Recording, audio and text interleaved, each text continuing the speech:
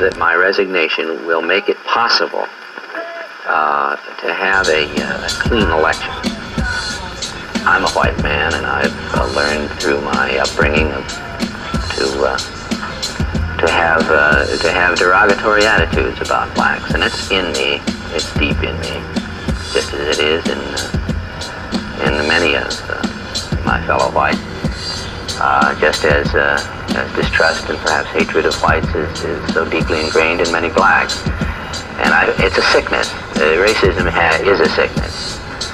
And it's like, it's a chronic illness. It's like malaria or diabetes. You never shake it. You never can get rid of it throughout your entire life. I have an antidote for it. You have to have some kind of control for it. So watch what's about to unfold, and does it reveal that we're all more racist than we'd like to admit? Many campuses I lecture at around the country, little students come up, especially the white students, say, well, is this a black thing, this anti-white supremacy program? I said, well, you know, I said, who did you like? He said, I like Ronald Reagan. I said, well, they shot him in the belly. And they shot him in the belly. His wife was so afraid she turned to the horoscope woman to get a consensus about how she would run his schedule. P-Rock, some people call him Perot, ran for president. He was winning the election in August. He was the front-running candidate. All of a sudden, he gets right out of the race, R.A. Jumps up in the stands, takes a seat. Bush and Clinton run past him, starting to turn for home. He jumps back out the stands, gets back in the race, and when he comes back in, they say, why did you leave? He said, because they threatened to kill my daughter. And he's a $3 billion rich white man. So as we spend our time being black tonight, those other little weak white children who cannot trace their lineage to Prince Charles or Lady Di need to hope that the drift that blows along the black revolution frees their little white naked butts. Hotep. First step. If you want to do something about it, call it what it is. System of white supremacy. They'll say, oh, you're talking about the Ku Klux Klan. No, I'm not talking about any Ku Klux Klan. I'm talking about the entire system of government. Put the label on it that you should have. The system of white supremacy is the name of the only government on the planet. They are to blame for everything that non-white people are doing that shouldn't be done, because they are the only people that control or tell or educate the non-white people of this planet. Let's tell the truth about it. Now, I'm either telling the truth or I'm saying something false. If you go to school, they tell you what's going to be in the books. They're not supposed to talk about that. We're not supposed to be talking about what I'm doing right now. So the question might be raised, why do the white supremacists allow me to talk like I'm talking? They are very intelligent. What they do is say, who's listening? So when they see that nobody's listening, nobody's using the term white supremacy, system of white supremacy, it's all the fault of the white supremacists, since nobody's saying that in one voice, in a loud voice, where it bounces off the walls everywhere, in every place, in every office, in every factory. The system of white supremacy is what's in place, the only government in the world. Nobody's saying that, but maybe Neely Bull and a few other oddballs. I'm just another victim in a pile of people who have been disrespected by this cancer called white supremacy. So that's who you are. Just another victim. Just another victim. Okay? Not just another brother, but another victim. Who, in this case, happens to be a brother. I think over the course of this evening, we're going to talk about them Kennedy boys. We're here in Massachusetts. Hey, obviously the New World Order is coming and Kennedy name wasn't on it. They jammed the brother, they jammed the other brother, and they eliminated the third brother from power. This is no game, this white supremacy. It has even destroyed other white people.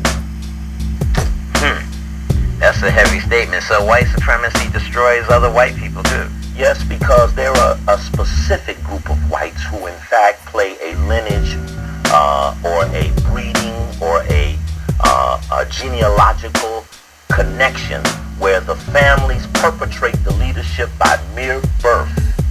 And this inherited right of leadership, not the president, not the senator, not the congressman, not the newspaper publisher. These are the people who compel those people to toe the line on behalf of the core of negativity. What Brother Coakley specializes in is identifying the forces behind the forces. So as long as nobody's paying attention, we'll just keep doing what we're doing. Because they're not even identifying the source of the problem.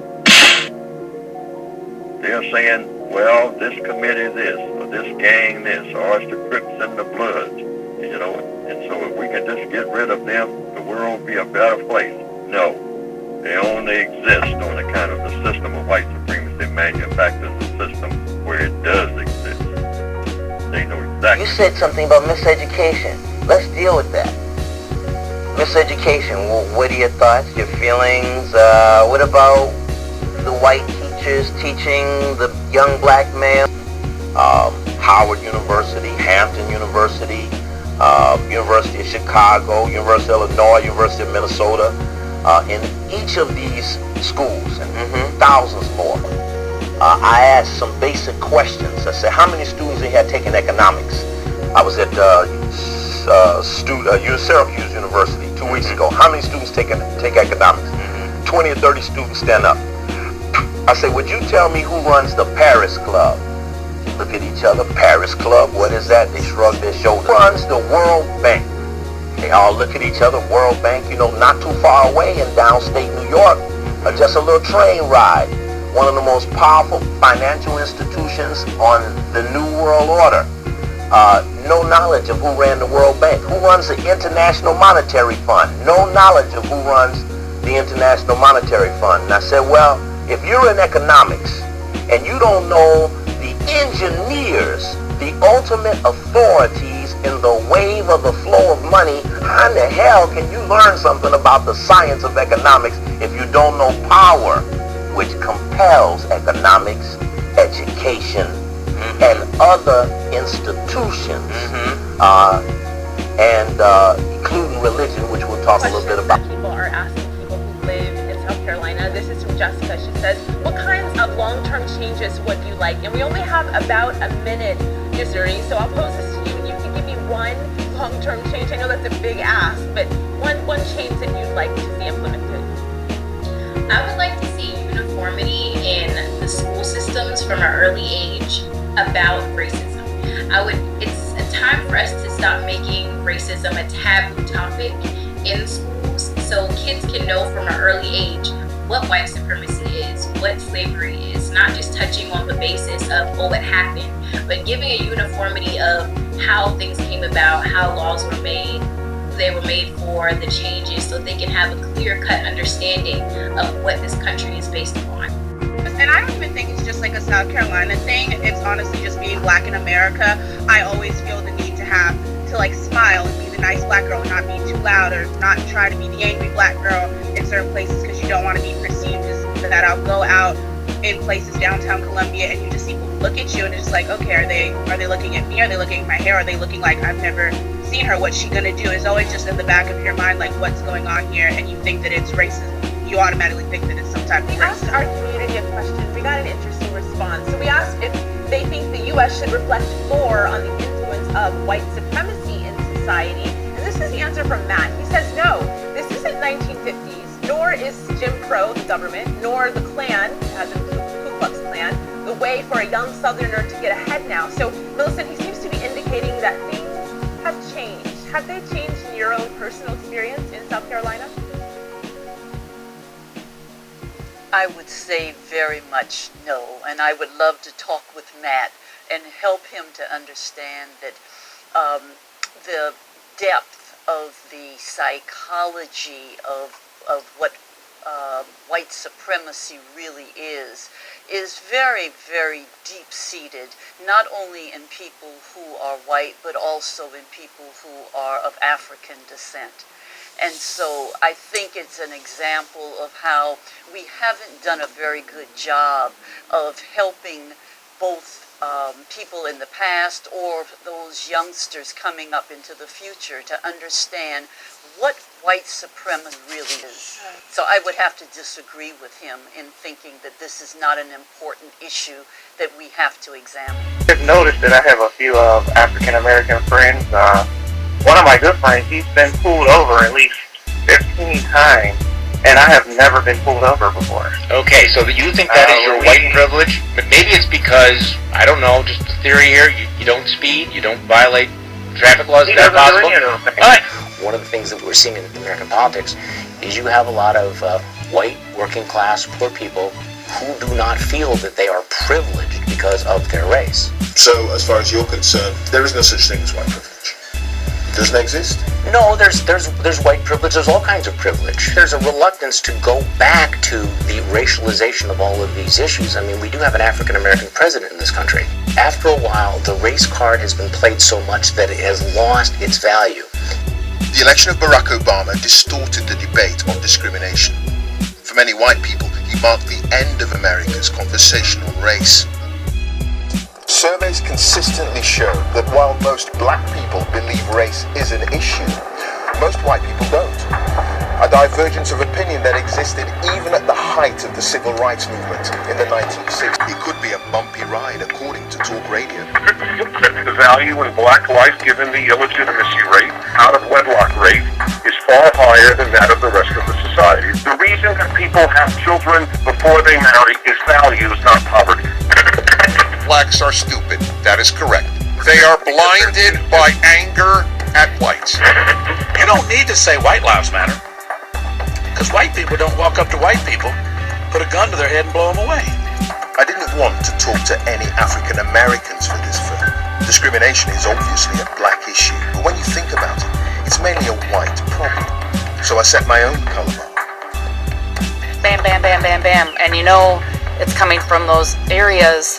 And then the next day the news will come on, and sure enough, there was a shooting of some young black man. This is Black Milwaukee, home to 70% of African Americans living in the state of Wisconsin. It's poor, run down, undesirable. Professor Mark Levine from the University of Wisconsin gave me a tour and explained how over several decades mortgage lenders and estate agents steered different races to different parts of the city. You know, they could sort of deny outright racism by simply saying, well, this is just a hard-boiled economic analysis. We know that African Americans are a greater credit risk, and they're not going to, pay back these loans, and so we're not going to make those loans. The study was done about a decade ago by the city to look at exactly that issue, and they found that a white household with income around $25,000 a year had about the same rejection rate for housing loans as a black family with income over $125,000 a year. And the result of racism in mortgage lending is segregation. And that in turn fuels poverty, poor schools, and so on, as investors turn their backs on black areas. Neighborhoods are left to rot. Meanwhile, in white Milwaukee, people who don't even live in the neighborhood tend to walk through here because it's pleasant on the eyes and it's a comfortable place to be. It's safe. But on the other hand, just up a couple of blocks, I can, especially through the summer, hear gunshots, bam, bam, bam, bam, bam. So if I was to ask you then, what is your view of those African Americans living in that area? What would that be based on? Because it's not on personal contact. Right. Honestly, most of it is based on what I see on the news, which unfortunately is a lot of negative. What I'm saying is I'm part of the problem. Because I don't know how to solve the problem, and so what do? I ignore it. Do you think a lot of people do that? Yeah, sure. Well, certainly it's much easier to not know people. If you don't know people, you don't have to accommodate people. These Americans enjoy a privilege. They can avoid the unpalatable. they live comfortable lives in nice areas because they're white. And the advantages white people enjoy, the privileges they have, are endless. Academics and educators now believe it's the lack of awareness within the white community of these inbuilt advantages that taints white attitudes to race. White privilege, I just don't see it. You know what you need? White privilege glasses. Helps you see the world the way we do. There's a growing awareness of how corrosive white privilege can be. This video caused a storm online and was produced under the direction of Alice Hunt and her team.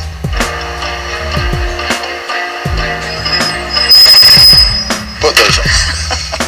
Okay, so what do you see then? I see confusion and disruption in my normal way of looking at the world. And that's what we intended to do with these glasses. We wanted to encourage people to start thinking about what it might be like to be in someone else's shoes. My journey into the mind of white America has been an eye-opener. I can now better understand how some people can blithely be unaware of the racism around them, be able to push it to one side, push the chaos to the backs of their minds. But is that an excuse for society not doing anything? No. But with poorly educated, I love the poorly educated. Manufactures the drugs and the meters that show up with the drugs. So we didn't have the 9mm all over the neighborhood and the assault rifles and whatnot until the drugs showed up. And the drugs showed up with the guns. We started off with this program talking about guns. The drugs and the guns showed up among black people, put in black people's hands after when in the Northwestern Hemisphere? After the 1968 riots. That's when. They say that we don't, if black people are going to be out here with guns and whatnot in the street and tearing up things, we're going to control the guns that we give them by controlling their minds. And we'll use the drugs to control their minds, and the drugs will automatically lead them to slaughter each other. They'll also disrupt neighborhoods. They'll disrupt the schools. They'll disrupt everything that they try to do. And we'll sit back over on the other side of the fence and laugh about the whole mess because they haven't figured out yet who's pulling the string. What I come to understand is that education has been really about control. And to walk in there and to ask those students who ran these power institutions, I bet you $1,000 cash, $9.99 out of 100 will not know, because I can guarantee their uniform miseducation. They have been organizedly deprived, and the most dangerous thing is, Richard, R.A., when they leave school, they think they know something, and they go to somebody who they think wasn't educated and tell them how much smarter they are, but in the realms of real power, they have been organizedly misled. But I could prove to you that the professors of economics or the people who endow the chairs or the presidents who control those who run the divisions that give the tenure, I could prove to you that they beg and search and pursue in an ambitious, individualistic nature the right and privilege to go to these higher up exclusive places, to be a part of the leadership of the New World Order, but then know to walk out of those meetings and never utter a word of who those players really are. And that's why the students have no idea who really runs economics. Alan Greenspan. Or like you have a Boston Federal Reserve. How many people know the 12 board members of the Federal Reserve in this region? There's a fallacy in this country that says that any man by his merit can make it. That is not true. Do not believe that. It is not true.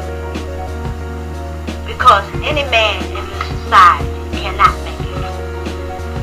That's where the whole fallacy is. The white man keeps saying to you, if you just stop being black, if you just stop shooting your people on Saturday night, if you just stop talking Negro down, if you clean yourself up, get yourself a job, you're going to make it in this society. It's not true. It's not true. I know for myself, I have a master's degree in social work, and I know that people won't accept me. And I was an honor student, and I know I can make it. They won't accept me. They don't discriminate against me because I'm Christian. They're discriminating against me because I'm black. Many black Americans are giving up on American society. If you can't wash white, even if you have the money, if you can't wash white because you are basically black, what you do is react, sometimes radically. Go to the Federal Reserve Bank, you know what the little dummy mayor does. Because from there comes a sub-level of instruction where the people who work those Federal Reserve Banks carry out the responsibility of the private owners of the financial banking system. And in the New World Order, they busted the local banking white guy, the little savings and loan guy, they busted his butt, collapsed the industry, paid him off with $400 billion, telling the people they got no money for education, no money for health care. $400 billion to bust the banks, to go global with the banks. Because in the New World Order, education, starting in 1975, had to be decreased to lower the aspirations of the people. All right, I went to college for free. I went to college for free because I came in the generation after the riots of the 60s, when the institutions of Harvard were taken over by students with guns. They took over the administration buildings at Harvard, and when they did, they found at Harvard there were secret meetings of the Council on Foreign Relations being held on the campus of Harvard. You can find this in a good book written by two ex-CIA officers called Victor Marchetti and Marx. They wrote a book called The CIA and the Code of Intelligence, and in there are the transcripts of a meeting where Richard Bissell spoke to the professors and the authorities at Harvard, an exclusive off-the-record meeting of the Council on Foreign Relations explaining the entire covert action program of the CIA. And in that dialogue, he explained how leadership exchange programs and educational exchange programs on the surface looking like educational and cultural exchange were actually CIA eyes and ears operations where they were really feeling out personalities and assessing potential future leadership. That is a fact. These are usually very highly prepared calls. They're very hugely highly prepared calls. And the State Department, Defense Department, everybody will send over. So what are they sending over? Talking points. And talking points. They send over talking points. For the talking points. States handling things with the president. These are the things that you're supposed to say, right? These talking points. And the president might say, well, I'd rather emphasize this, or what about that? See, the president gets some say within the talking points. The narrow bandwidth of the talking points, the president can decide what to say within the structure of what he's being told he can say, right? So it's limited, so limited bandwidth, right? Narrow bandwidth of what he can talk about. I'm not sure they've even given up on trying to give him any sorts of preparation. Right, so she's admitting to a controlled system, and that Trump doesn't adhere to the traditional control. That's, kind of a big deal, but it'll be lost on pretty much everybody but us. Because they don't know what he's going to say. About 10 days after 9/11, I went through the Pentagon and I saw Secretary Rumsfeld and Deputy Secretary Wolfowitz. I went downstairs just to say hello to some of the people on the Joint Staff who used to work for me. And one of the generals called me and he said, "Sir, you got to come in. You got to come in and talk to me a second." I said, "Well, you're too busy." He said, "No." He says, "We've made the decision. We're going to war with Iraq." This was on or about the 20th of September. I said, "We're going to war with Iraq. Why?" He said, "I don't know." He said, "I guess they don't know what else to do."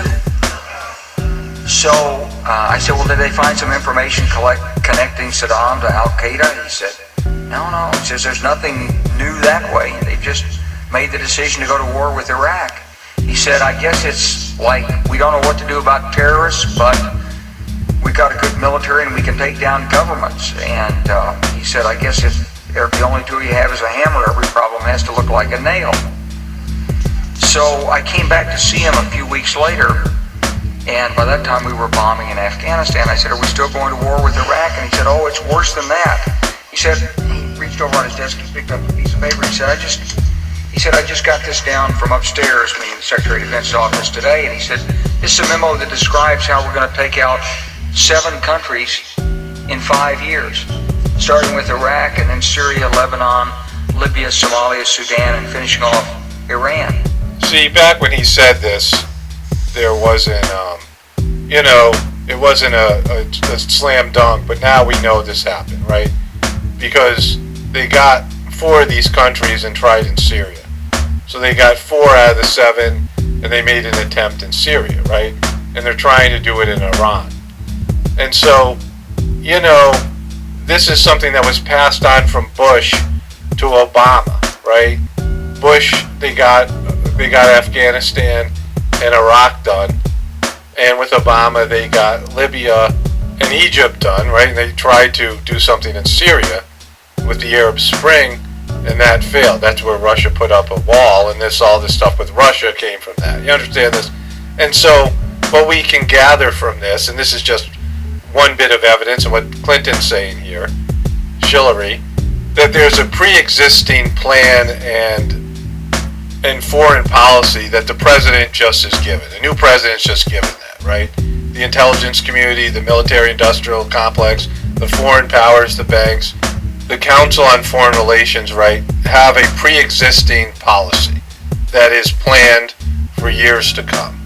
It's more heavily planned for some countries than others, but they still have talking points and a criteria and something the president comes in and accepts.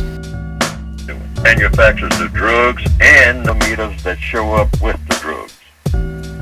So we didn't have the 9mm all over the neighborhood and the assault rifles and whatnot until the drugs showed up. And the drugs showed up with the guns. We started off with this program talking about guns. The drugs and the guns showed up among black people, put in black people's hands after when in the Northwestern Hemisphere? After the 1968 riots. That's when. They say that we don't, if black people are going to be out here with guns and whatnot in the street and tearing up things, we're going to control the guns that we give them by controlling their minds. And we'll use the drugs to control their minds, and the drugs will automatically lead them to slaughter each other. It'll also disrupt neighborhoods. It'll disrupt the schools. It'll disrupt everything that they try to do. And we'll sit back over on the other side of the fence and laugh about the whole mess, because they haven't figured out yet who's pulling the strings. Early 70s, it reached the peak during the late 70s, mid 80s. The advent of the drive-bys and things like that. When people wasn't going getting them guns from Big Five. Right. You know what I'm saying? Think about how when they were young, they were saying that they would find these crates of guns. Have you heard of any such thing? In Long Beach?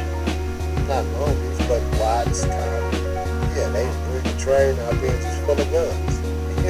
Just have at it. People just hit the train, and next thing you know, you'll hear some hood somewhere, selling, new 9s, 300. You know what I'm saying? Or they got AKs over here for 700. And, just like was always mysterious crates of weapons popping up throughout the ghetto. So this is a real thing. Oh yeah.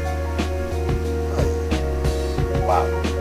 So you think the government is like, okay, we don't need these guns in this high crime neighborhood, and they're just gonna kill each other? Population control.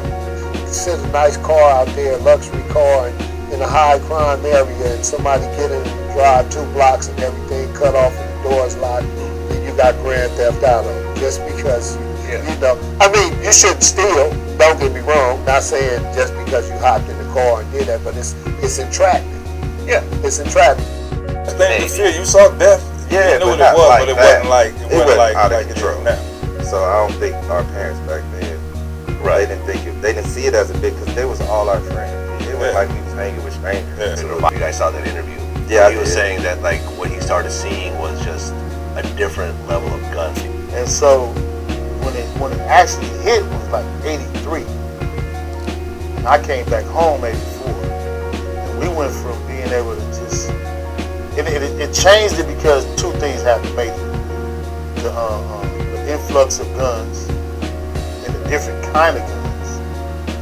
And then like the automatics. Because we hadn't even seen automatics. We wasn't even having no automatics. We was inflamed by the 9mm from the movie that came from New York. It was King of New York. Lawrence Fishburne had the 9mm and the King of New York. We was like, oh, yeah, what the, you know what I mean? Because we come from the Clint Eastwood era, the pistols and the 4.5 and the magnums. So when crack came, all the different movies came that influenced the culture at the same time. Okay, so this is one thing I can tell you about. So I heard from my OGs that they used to find barrels of guns along the train tracks, just sitting there, Uzis, like fully automatic guns, bro, like just sitting there for people to find. Little kids in the ghetto throwing rocks on the train tracks and they stumbling across a whole barrel of guns. So the government have guns in there? I mean, we got the train track right because we know crack was made in USC, right? They made crack in USC in college. Really? In the lab, yes. Okay. And they experimented with it there before they put it in. I didn't know that. Okay, Because the USC is kind of in the hood. Yeah, everything. Yeah, I mean, they was experimenting. We were so, put it like this, we were so at the beginning of the crack era, we were so in the midst of it that as kids, I'm 12 and 13, we didn't even know, we just knew that we saw something white, they put on their tongue, and they buy it, and they like it, right? Said I read with no, this is the truth. Growing up in Chicago in the early 90s, the same situation was happening. I've been in Chicago where a person came into my house and knocked on the door to come and get me early in the morning, 6:30 in the morning, and said, come with me, man, there's a crate of guns in the alley. And I got up and ran out there, and sure enough, there was a crate of guns. And during that time when we in it, you're not thinking about where did the guns just come from. You know, you never think about that type of stuff. Like, where did the guns come from and why are they here? But now that I'm older, I can kind of tell you that it's a diabolical plot. Nothing is stopped. The guns are still there. The guns are still being placed in these different strategic communities. Yeah, they're the ones that's going to run across and make moves to go and tell the police. I never went to go tell the police when we found some guns. That don't even make sense. Why would you go tell the police? You know, so people are wondering why it's so much violence. You know, you think about it. You think about this. Okay, the police are locking people up constantly in Chicago every single day. They're taking guns off the street every single day. Every day. So how is it that all of these guns just keep appearing? Where are all the guns coming from? Nobody's going to the gun store buying these guns. So where are all these guns now? This is another part that you don't know. I was so used to having exotic guns that I thought that was the norm. You understand what I'm saying? I'm saying far as, I don't know if you know, are you familiar with guns, but a fully automatic handgun is almost impossible to get. You know what I'm saying? A fully automatic assault rifle, you know, that's not common. It may sound common, but that's not common. A Uzi that's fully automatic, that's not common. So I was so used to having everything in the area that I knew of was fully. It shot fully automatic, fully. So me being 17 and 18 and in my 20s, I was so naive that I believed that's how I'm going. And my point to you is, yeah, we can't try to make an excuse for the kids out there shooting. It ain't all kids, but we can't make an excuse. But I want you to look at the bigger picture. Where are they getting the guns from? It's not one or two areas. It's not one or two areas. It's everywhere. In the urban community. And not to be checking in the heart of the city. In the inner city. That's where they're dropping all the guns at. That's where all the killings is happening. That's why a lot of innocent people are getting shot and stuff like that. Because of these guns. They got guns that they can't control. They shoot these guns letting off, man, 100 shots, man, in 30 seconds. These guns are not being bought. They don't have no gun license to buy these guns. So where are they getting the guns from? That's the point. They've been dropping the guns off in crates for years. They've been doing it. I've seen it twice in my lifetime. I've seen it in 1990, and then I've seen it again in 1999. I've seen it with my own eyes, believe it or not, but that's the honest to God truth. I went out, I seen the guns in the crate myself, and they went out through the whole area. Everybody got this one, you grab that one, I'm gonna get that one, I grab it. Everybody got it. And that's what they keep doing. That's how the guns keep getting on the streets. That's why the wars don't stop. You see what I'm saying? That's the part that people gotta focus on. The gun control, how you gonna control something if you study putting it down there? That's propaganda.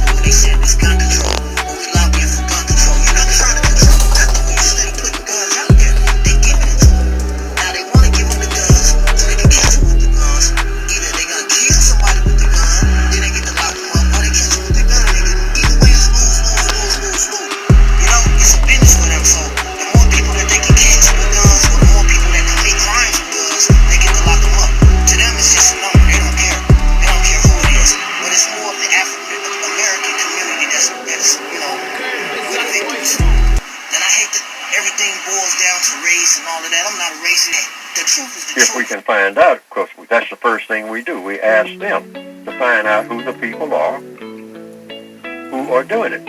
And if they say they can't find out, then we simply say, I have no reason to believe you. Because these are the people that live next door to you. These are the people who play golf with you. What do you mean you can't find out? The people who run the world, and you are sitting at the table with them, and you don't know anything about them, and they are allowing this to happen, a crack house on my corner, and you are telling me I can't do anything about it because I'd be violating the law if I do, that the drug dealers can stand their ground, and I can stand my ground if I can find out where my ground is. But I don't have any ground. I certainly don't have any grounds to go down there and do anything about it, because then you will lock me up faster than you'll lock them up. Tell the truth, sir. Hi. Good to see you.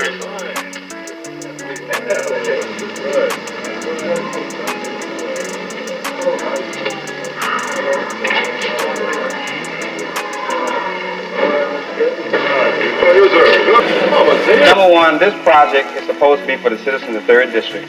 Now, I think it's unfair for Mr. Duncan and Mr. Shallow to select the people to come here. I know at least 10 or 15 organizations and people who have not gotten an invitation to come here. I think that's unfair.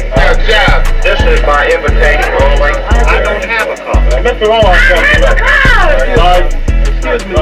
All right. If you look, when you don't look at That's the kind of meeting you got going on in here. And you folks are supposed to be protecting the citizens, they ain't doing shit. We can conduct our own meeting in the 3rd District. And I live in the 3rd District. I live in the 3rd District. See, dig it? I work in the 3rd District. Dig it? And I deserve, the people out there live there deserve the right to be here, and they're going to come in here as long as I'm in here. And ain't nobody going to put me out either. Don't push me. Oh, You don't deal with it, man. Go ahead in there and break up that simple ass meeting. We don't need the police. We don't need all the police out there. And we'll have order in this meeting. We'll have order. No, we'll have order. You know very well. Every meeting you've been You know very well. Wait, hold on. Every meeting that we have called, every meeting we have called been ordered. You and your crowd. Everybody. All your crowd. What your crowd? Get up.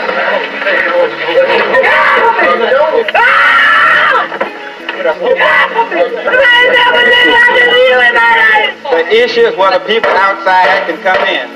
The issue is whether people outside can come in. Order. So what?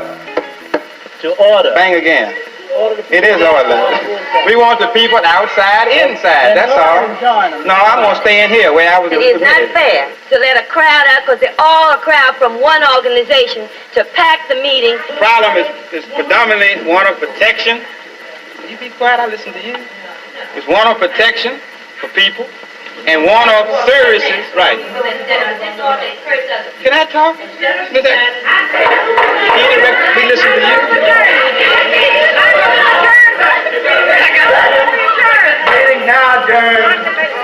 Yeah, they're putting everybody out. See that what they're doing? They're putting everybody out right here. See that? Let's go down to the Y, everybody, and have a meeting. The meeting's over. Sergeant. The meeting's over. Sergeant. Don't walk through me. I'm not moving the planet. I don't think you belong inside here. And I believe that. I'm tired. I believe it from my heart. I ain't gonna harm you if you don't harm me. I ain't gonna touch you if you don't touch me. Believe that, brother. Sergeant Schulteis. Sergeant Ingram on 2633. 10-4. How bad is it? Whip that shit off.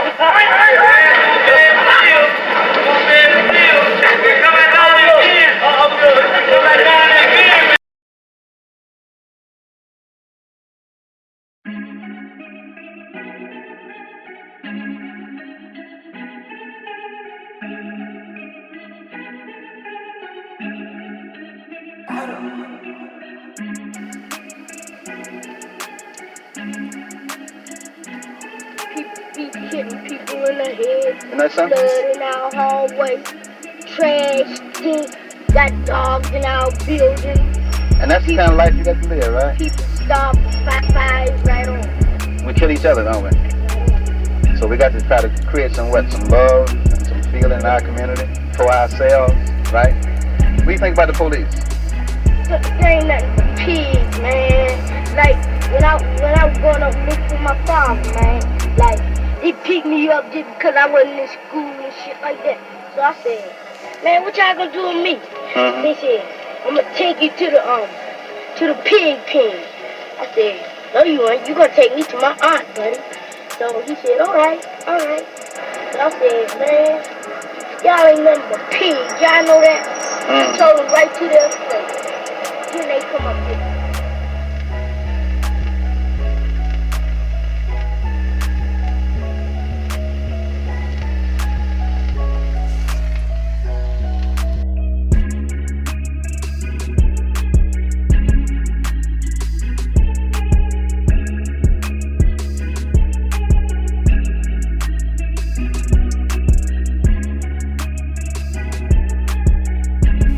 The Growth of the American Republic, 1942 edition. Samuel Eliot Morrison, Henry Steele Commager. Quote, as for. This has to do with slavery.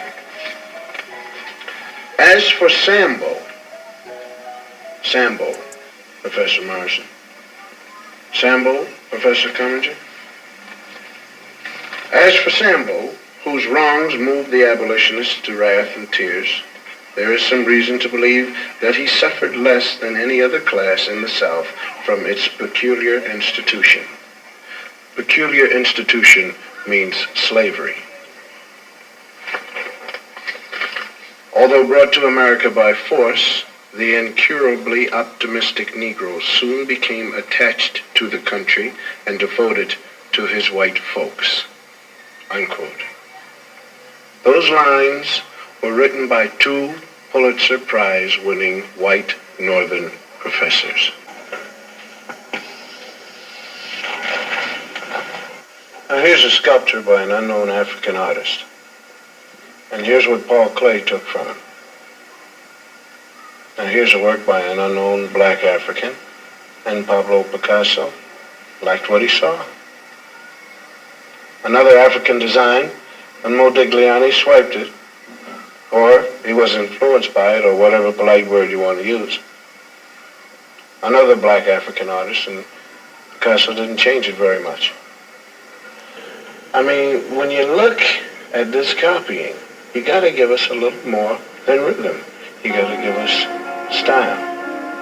Now, if you tell the history of slavery right, you got a big problem on your hands. The slave trader didn't take some savage out of Africa. He took a human being. He sold him like an animal and separated him from his family. America invented the cruelest slavery in the history of the state. It broke up black families. After slavery was over, America kept breaking up the black man's family. And that's some awful history to teach. Now, if you want to look history right straight in the eye, you're going to get a black eye. Because it isn't important whether a few black heroes got lost or stolen or strayed in America's history textbooks. What's important is why they got left out. Now, this country has got a psychological history. There was a master race, there was a slave race. And though there isn't any political slavery anymore, those same old attitudes have hung around. Modern America first saw light on a Hollywood screen.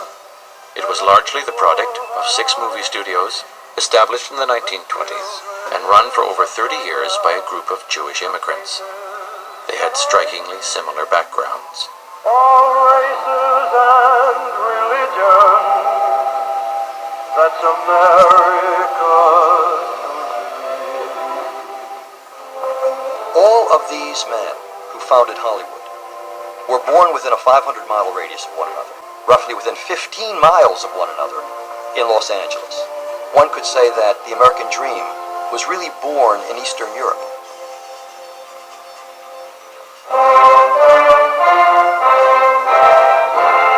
This is Hollywood. Let me at him. Out of hell are you? Good trip? My name is Jack Lipnick. I run the stop. I'm from New York myself. Minsk, if you want to go all the way back. The writer is king here at Capitol Pictures. You don't believe me? Take a look at your paycheck at the end of every week. That's what we think of the writer. So what kind of pictures does he like? Mr. Fink hasn't given a preference, Mr. Lipnick. So how about it, Bond? Well, to be honest, I don't go to the pictures much, Mr. Lipnick. That's okay. That's okay. That's okay. That's just fine. You probably walked in here thinking that was going to be a handicap, thinking that we wanted people who knew something about the medium, maybe even thinking there was all kinds of technical mumbo-jumbo to learn. You were dead wrong. We're only interested in one thing. Can you tell a story, Bond? Can you make us laugh? Can you make us cry? Can you make us want to break out, enjoy a song? Is that more than one thing? Okay. The point is, I run this stuff, and I don't know the technical mumbo-jumbo. Why do I run it? Because I got horse sense, goddammit. Showmanship! And also, and I hope who told you this, I am bigger and meaner and louder than any other kike in this town. Did you tell him that, Lou? And I don't mean my dick is bigger than yours. It's not a sexual thing, although you're right. Never let them see you coming. That's the gaff, my friend. You gotta keep yourself small, innocuous. Be the little guy. You know, the nerd, the leper, shit-kicking surfer. Look at me. Underestimated from day one. You'd never think I was a master of the universe now, would you? Yeah, but you know what you're missing? You're missing what I have. There's this beautiful girl. She gets this look on her face like, how the hell did that happen? I'm the hand of Mona Lisa's skirt. I'm a surprise, Kevin. They don't see me coming. That's what you're missing. So even the early ones weren't really nasty. Nobody was sitting around saying, hey, let's take care of the niggers. What producers were doing was making money. And to make money, they made pictures that white ticket buyers would enjoy. They showed Negroes the way most Americans like to think of them. To blame Hollywood is like throwing a rock at the mirror because you don't like what you see in it. Burt Williams was one of the great vaudeville performers. He couldn't get parts in white pictures, so he made a lot of short comedies. He played the part most Americans consider typical Negro. He wasn't bad, really, just lazy, stupid, and happy the way he was. And his feet hurt. I would say, from beginning to end, the executive had the primary input into the picture and supervised every aspect of production, over and above the fact that beyond any individual picture, it was the executive who created the entire studio apparatus. Every producer who worked there, every director who worked there, every writer who worked there, and every star who worked there was part of the larger system that was created by the Hollywood Jews. You're mad! Humanist. Maybe the last humanist. Who in their right mind, Kevin, could possibly deny the 20th century was entirely mine? All of it, Kevin! All of it. Mine.